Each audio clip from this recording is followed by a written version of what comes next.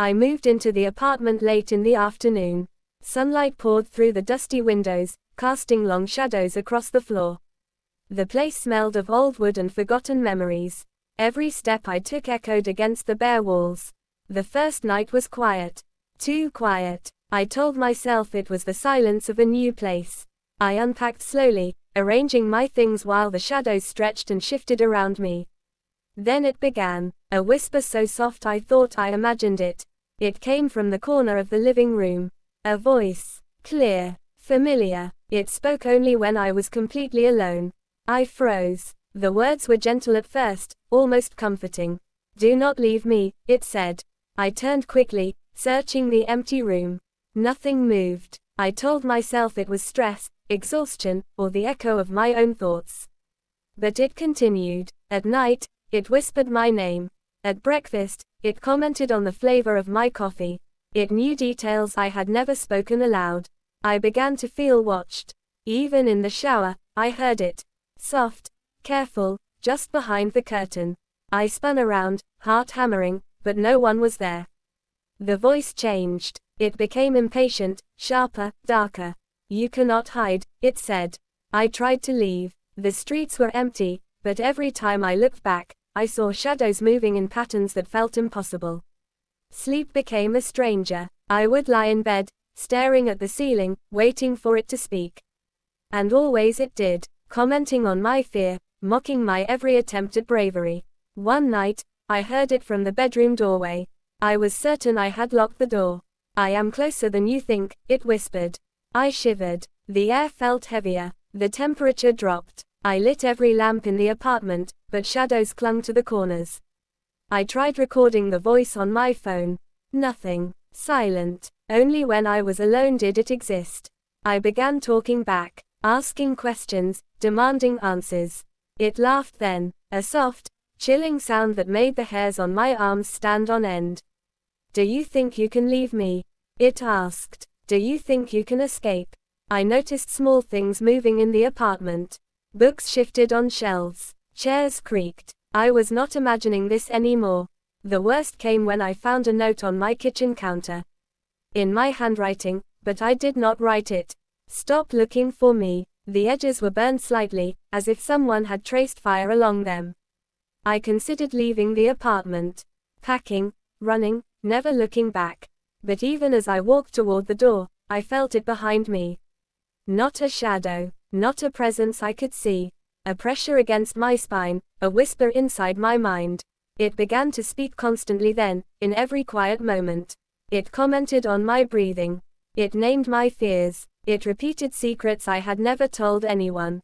It knew me better than I knew myself. One evening, I returned home to find every window open. The wind blew cold air through the rooms. The voice was louder than ever. It spoke from the walls, from the ceiling, from the floor. "Finally, you understand." I backed into the kitchen, my chest tight, heart racing. The knife block sat on the counter, and for the first time I felt anger. I yelled at it to leave. The air froze. The silence was thick, heavier than the shadows. And then it spoke again. Not a whisper, not words. A single sentence that made me realize I had never been alone in this apartment at all. A single sentence echoed in my mind. It made my blood run cold. "You never were alone." I could not breathe. I dropped the knife. It clattered to the floor and the sound rang too loudly, breaking the heavy silence. The apartment felt smaller. Walls moved closer, though I knew they could not. I stumbled toward the living room. The shadows were thick now, almost tangible. They pulsed in rhythm with my racing heart. Each step I took made the air heavier. The voice laughed again. This time it was not soft. It was cruel, commanding, filling the entire space around me. "You cannot leave. You belong to me." My eyes darted to every corner. Every familiar object seemed alien. The couch sagged unnaturally, as if weighed down by something unseen.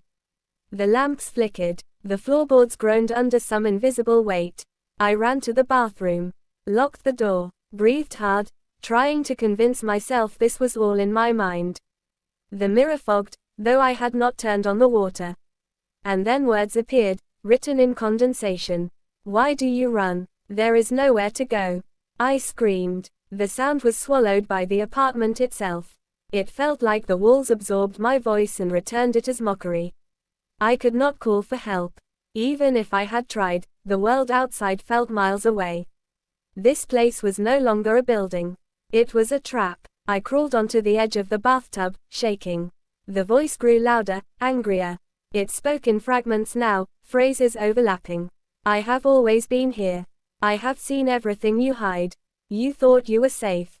The air burned my lungs. I felt as though invisible hands were pressing my chest.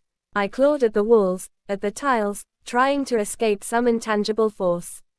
The apartment was alive, breathing, watching, smiling. I remembered the note, the burned edges, the warning in my own handwriting.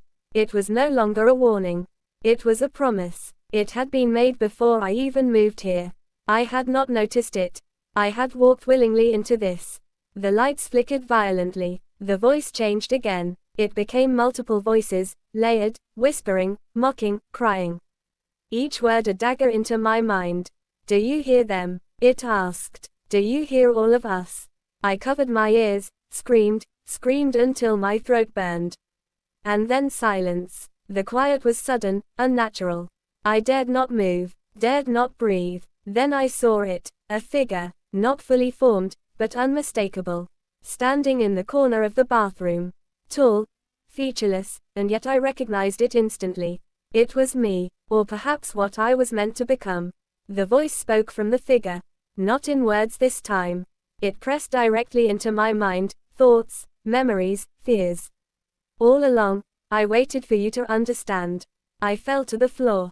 Everything spun. The apartment stretched and warped. Walls melted into shadows. Windows disappeared into darkness. And the floor beneath me was no longer solid.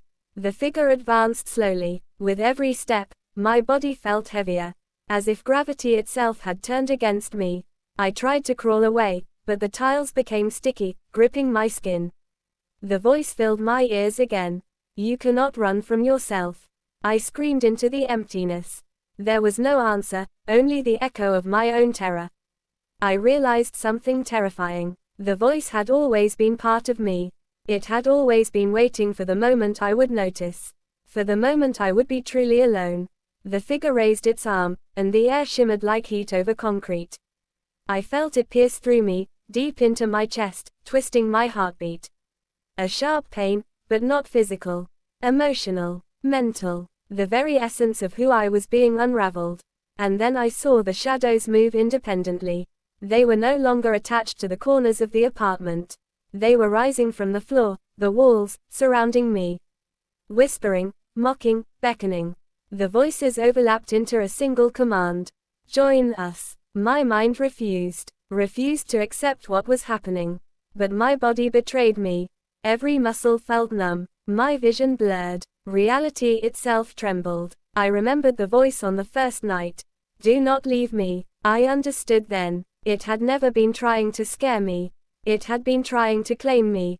Every lonely night, every whispered secret, every shadow in the corner of my eye had been a test. The figure stopped inches from my face. Its form rippled, became more distinct. And then, in a moment that shattered me, I realized it was smiling. A human smile, familiar yet impossible. It was the last thing I would ever see clearly. The lights exploded. The walls dissolved. I felt myself falling, not onto the floor, not into the air, but into something older, deeper, eternal. And the voice, omnipresent, final, whispered one last thing.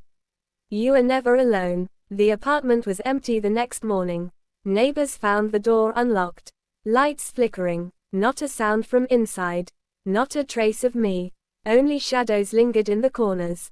Some say if you move into that apartment, you might hear a voice when you are alone.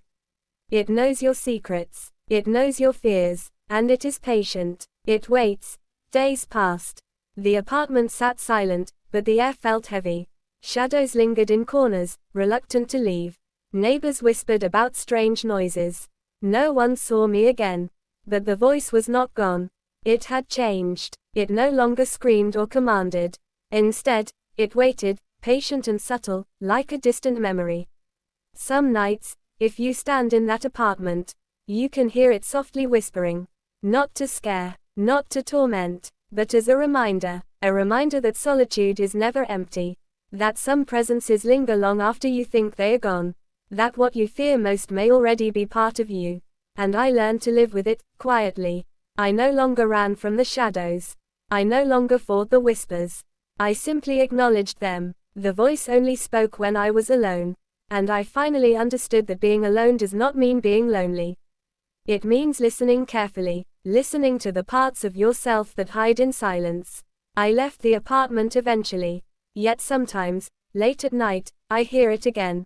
Soft, almost a sigh. A gentle reminder that some voices, once heard, never truly leave.